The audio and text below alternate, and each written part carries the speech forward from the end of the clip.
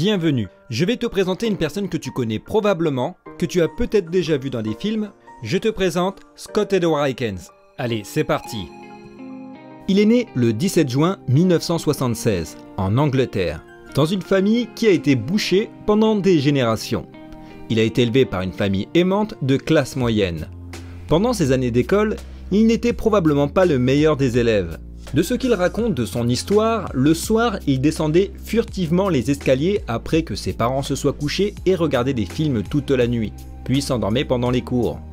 Athlète naturel, Scott a pratiqué une variété de sports et d'arts martiaux dans son parcours, notamment le judo, le taekwondo, le karaté, le kickboxing, le jiu-jitsu, le krav maga, la capoeira, le muay thai, le MMA, le jet kundo, le wushu et la gymnastique, si j'en oublie pas. Et oui, ça fait beaucoup. Pour revenir sur les plus grandes lignes de son parcours, à l'âge de 10 ans, il a accompagné son père et son frère au club de judo local. L'envie de pratiquer a été instantanée. Il s'est passionné et a idolé Bruce Lee et Jean-Claude Van Damme toute son enfance. Il a repris le garage de son père et l'a transformé en son propre dojo. Il avait même un sanctuaire pour Bruce Lee à l'intérieur auquel il s'entretenait. Ah là là, la motivation. Il raconte qu'il se souvient avoir été agressé dans un bus quand il avait 13 ans, et cela a vraiment mis son entraînement en surmenage. Il n'a plus jamais laissé cette scène se reproduire.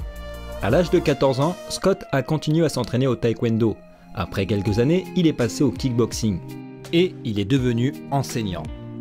Passionné par le cinéma hollywoodien, il s'est inscrit à un cours d'art dramatique au collège. À la suite, Scott Akins a été repéré au début des années 2000 pour des productions hongkongaises et a fait ses débuts dans Extreme Challenge, tout en menant une carrière régulière à la télévision britannique. Il a aussi eu la chance de travailler avec certains réalisateurs des plus grands films d'action du cinéma hongkongais, notamment ces personnes.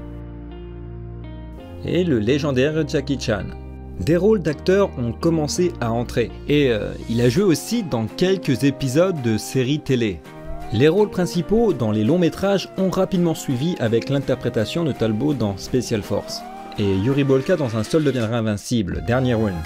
C'est ce film qui l'a fait rentrer dans le courant dominant avec son rôle de méchant. Et oui, le combattant souterrain russe du MMA. Il a été salué comme l'un des meilleurs films d'arts martiaux réalisés aux États-Unis ces derniers temps. Avec l'acteur principal, Michael, ce film a eu un rythme incroyable. Après cela, Scott Edward a eu des rôles principaux dans des films à plus gros budget, comme La Vengeance dans la peau, et il a eu la chance de faire des films avec son idole Jean-Claude Van Damme. C'est énorme.